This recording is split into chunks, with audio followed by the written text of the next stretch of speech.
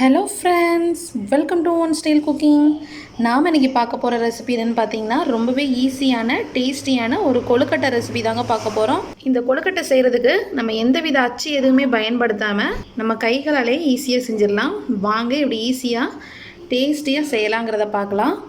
வீடியோக்குள்ளே போகிறதுக்கு முன்னாடி கீழே உள்ள ரெட் கலர் சப்ஸ்கிரைப் பட்டனை கிளிக் பண்ணுங்கள். கூடவே பக்கத்தில் உள்ள பெல் ஐக்கானையும் கிளிக் பண்ணுங்கள். அப்போ தான் நான் போடுற வீடியோ எல்லாமே உடனுக்குடன் உங்களுக்கு தெரிய வரும். வாங்க இப்போ வீடியோக்குள்ளே போகலாம்.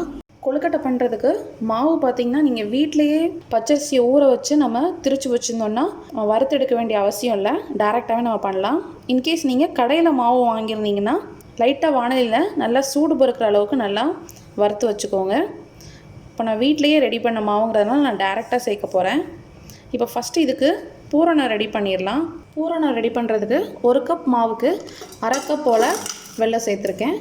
பாகு வந்து இதுக்கு நம்ம தண்ணி அதிகம் சேர்த்துடக்கூடாது. ஒரு 1லேருந்து 2 டீஸ்பூன் கிட்ட சேர்த்தா போதும். இப்போ அந்த வெல்லம் நல்லா நம்மளுக்கு கரையட்டும். இப்போ பாருங்கள், நம்மளுக்கு அந்த வெல்லம் நல்லா நம்மளுக்கு கரைஞ்சிருச்சு. இப்போ நம்ம வடிகட்டிடலாம். பூரணம் செய்யக்கூடிய ஒரு பாத்திரத்தில் வச்சு நான் டேரெக்டாக வடிகட்ட போகிறேன். இந்த மாதிரி ஒரு வடிகட்டி வச்சு வடிகட்டிக்கோங்க. நம்மளுக்கு தூசி ஏதாவது இருந்ததுன்னா நம்மளுக்கு வடிகட்டிலே தங்கிடும். அடுப்பை லோ ஃப்ளேமில் வச்சுக்கோங்க. இப்போ இதோட நம்ம தேங்காய் பூரணம் செய்ய போகிறோம். நீங்கள் பருப்பு வச்சு பூரணம் செய்யணுன்னா பருப்பை வேக வச்சு சேர்த்துக்கோங்க. நான் இதில் ஒரு 1/2 கப் போல் துருவின தேங்காய் சேர்த்துருக்கேன். தேங்காய் சேர்த்து நல்லா மிக்ஸ் பண்ணிக்கோங்க. இந்த பூரணம் பார்த்திங்கன்னா நல்லா உருட்டுற பதத்துக்கு வரணும். அது வரைக்கும் நல்லா லோ ஃப்ளேம்லேயே வச்சு மிக்ஸ் பண்ணிக்கலாம்.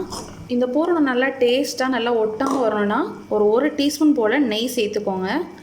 இது வந்து நல்ல ஒரு வாசனை டேஸ்ட்டு கொடுக்கும் உங்களுக்கு இந்த கொழுக்கட்டைக்கு. இதோட ஒரு 2 பிஞ்ச் போல் ஏலக்காய் தூள் சேர்த்துக்கலாம். எல்லாம் சேர்த்து நல்லா மிக்ஸ் பண்ணிக்கோங்க. இது வரைக்கும் நல்லா மிக்ஸ் பண்ணிக்கோங்க. அப்போ தான் நம்மளுக்கு கொழுக்கட்டை பண்ணுறப்போ உள்ள ஸ்டஃபிங் நம்மளுக்கு கரெக்டாக இருக்கும். இதுக்கு நான் மாவு மிக்சர் ரெடி பண்ணிடலாம். இப்போ மாவு ரெடி பண்ணுறதுக்கு ஒரு கடாயில் 1/2 கப் போல் தண்ணி சேர்த்துருக்கேன். இந்த தண்ணி கூடயே நம்ம மேல் மாவுக்காக ஒரு 1/2 டீஸ்பூன் போல் உப்பு சேர்த்துடலாம். மாவு நல்லா ஒட்டாமல் வரதுக்காக ஒரு 2 டீஸ்பூன் ஆயில் சேர்த்துக்கோங்க. இது நல்லா நம்மளுக்கு சாஃப்டாகவும் இருக்கும், மாவு நல்லா ஒட்டாமையும் இருக்கும். இப்போ இந்த தண்ணி நல்லா கொதிக்கட்டும். இப்போ தண்ணி நல்லா கொதி வந்துருச்சு. இப்போ நம்ம மாவு பசைய ஆரம்பிச்சிடலாம். இப்போ நம்ம எடுத்து வச்ச மாவில் கொஞ்சம் கொஞ்சமாக அந்த தண்ணி சேர்த்து நல்லா மிக்ஸ் பண்ணிக்கோங்க. மிக்ஸ் பண்ணும்போது கைட்டை மிக்ஸ் பண்ணாமல் கரண்டியோட பேக் சைடு இருக்குல்ல அதை வச்சு மிக்ஸ் பண்ணுங்கள். தண்ணி வந்து நம்மளுக்கு கொதிக்க இருந்தனால நம்ம கை வச்சு மிக்ஸ் பண்ண முடியாது.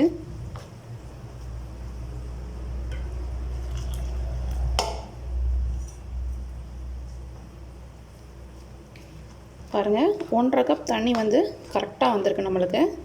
இந்த அளவில் எடுத்துக்கோங்க.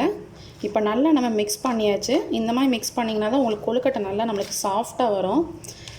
நம்ம அச்சு இல்லாமலே கூட நம்ம நல்லா மோதகம் பண்ணலாம். இப்போ இந்த மிக்சர் நல்லா கை பொறுக்கிற சூடு வரைக்கும் நல்லா ஆறட்டும். அதுக்கப்புறம் நல்லா அழுத்தி பிசைஞ்சு சப்பாத்தி மாவு கன்சிஸ்டன்சிக்கு நம்ம பிசைஞ்சு எடுத்துடலாம். இப்போ மாவு இந்த அளவுக்கு நல்லா சாஃப்டாக பிசைஞ்சு எடுத்துக்கோங்க. பாருங்கள், இப்போது நம்ம இதிலேருந்து ஒரு சின்ன உருண்டை எடுத்துக்கலாம். நல்லா உங்களுக்கு உருண்டை பிடிக்க வருது பாருங்கள், அதான் சாஃப்டாக இருக்கும்.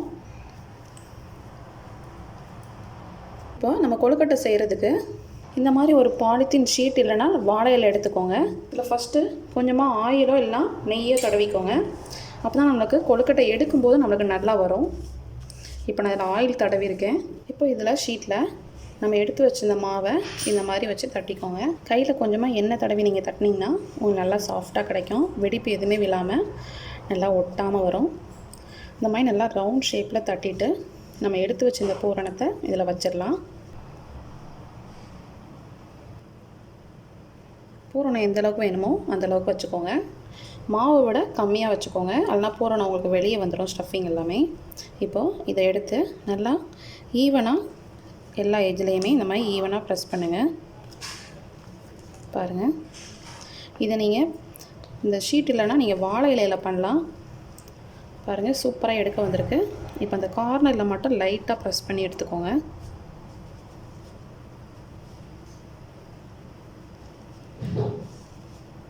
இப்போ நம்மளோட சூப்பரான பூரண கொழுக்கட்டை ரெடி ஆகிடுச்சு. பாருங்கள், நம்ம அச்சு எதுவுமே இல்லாமல் நல்லா சூப்பராக ரெடி ஆகிடுச்சு. இப்போ நம்ம இதை இட்லி தட்டில் வச்சு வேக வச்சு எடுத்துடலாம். இட்லி பாத்திரத்தில் கொஞ்சமாக நம்ம எண்ணெய் தடவிக்கோங்க. நீங்கள் துணி வச்சிங்கன்னா நீங்கள் அதில் கூட வைக்கலாம், இல்லை ஸ்டீமரில் கூட நீங்கள் ஸ்டீம் பண்ணி எடுத்துடலாம். நம்மளோட கொழுக்கட்டையை வச்சிடலாம்.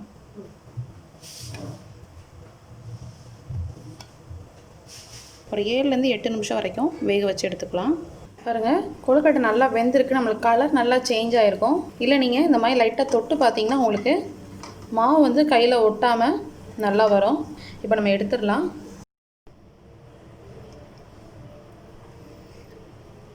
நம்மளோட சூப்பரான நம்மளோட கொழுக்கட்டை ரெடி ஆகிடுச்சு. நம்ம கொழுக்கட்டை எப்படி குக் ஆகிருக்குங்கிறத பார்க்கலாம்.